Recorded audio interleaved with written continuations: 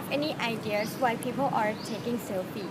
I think it's because nowadays people like to show off everything they have, which might not be the truth. They might just like making the story up, just making up. And how it is impact our daily life or society?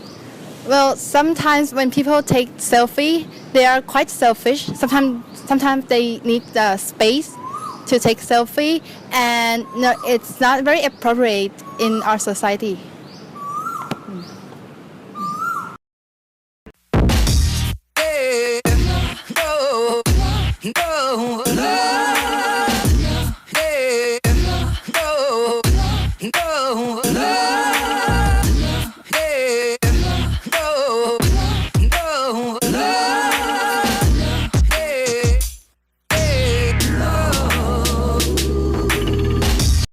And are there any more negative impacts from selfie? Well, I've heard that there was a person died because of selfie, right? And it's a ridiculous way to die. Bride-to-be killed on the way to her bachelorette party moments after taking selfie. 26-year-old bride-to-be Colette Moreno was killed in a car crash on Missouri Highway 5 last Friday, while on the way to her bachelorette party at the Lake of Ozarks. Moreno and her best friend Ashley Theobald were both in high spirits and took a selfie only moments before the crash.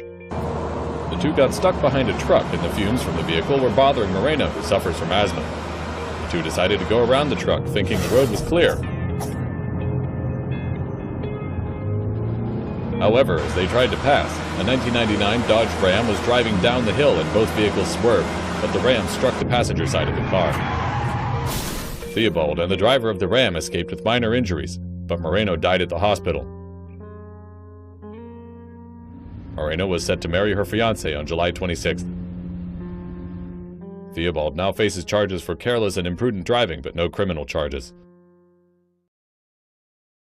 Cause congestion not only causes problem to our daily life, because when the car is in a jam, its engine is still starting, and of course it emits a dark toxic fumes. We breathe in that toxic every single day. These fumes contain carbon monoxide, carbon dioxide, sulfur dioxide, methane, phenol, and many more. And it also impacts the ozone, which causes the greenhouse effect. According to the Intergovernmental Panel on Climate Change, or IPCC, the Earth's average surface temperature was 14 degrees Celsius, but now it has risen by about 0.74 degrees Celsius. Sea levels have increased 1.8 millimeters per year since 1961. These results apparently happened from man-made.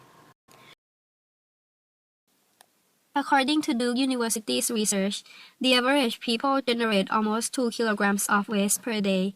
This includes product packaging, plastic, foil, bottles, food scraps, newspaper, and more. 2 kilograms of waste might sound like a small amount of number, but if 7.3 billion people on this planet each produce 2 kilograms of waste a day every day each year, the amount of waste is huge enough to cover a country. Approximately 55% of waste generated each year ends up in one of 3,500 landfills around the world.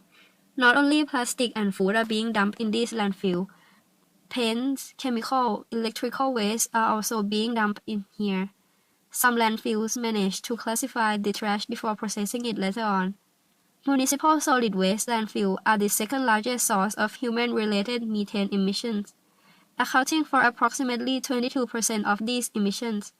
Nowadays, the world's biggest garbage dump is not a landfill, it's the Great Pacific Garbage Patch, which basically is an enormous amount of trash floating in the middle of Pacific Ocean. The size of that trash is as huge as Texas. Okay, what do you think about trash in Bangkok? I think there are too much trash here because trash here is increased from everywhere in Bangkok, like department store, like market and mall is everywhere, and trash is much more than trash can. I think that. Nowadays, in many places of Bangkok, we can see the trash scattered around. Moreover, there are also enormous piles of trash somewhere that hasn't been eradicated yet. Due to the globalization and the increase of population, trash keeps gaining, and we still don't have an effective way to manage the amount of trash. From the statistics, Bangkok causes 9,900 tons of trash a day, which means it causes more than 3 million and we still don't have an effective way to manage the amount of trash. From the statistics, Bangkok causes 9,900 tons of trash a day, which means it causes more than 3,600,000 tons of trash each year. Also, the cost of managing trash is expensive, so our government has to spend a lot of money for this part. The over amount of trash also causes many other problems. There are various ways you can manage waste. Each one can impact the environment in different ways. Some examples of waste management are landfills.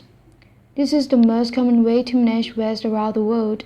Trucks bring the waste to a landfill site. The waste is then disposed of by being boiled. Incineration, a process in which solid organic wastes are burned to convert them into residue and gaseous products. Recycling, materials such as paper, glass, and aluminum are used to make one item and then are reprocessed into new products.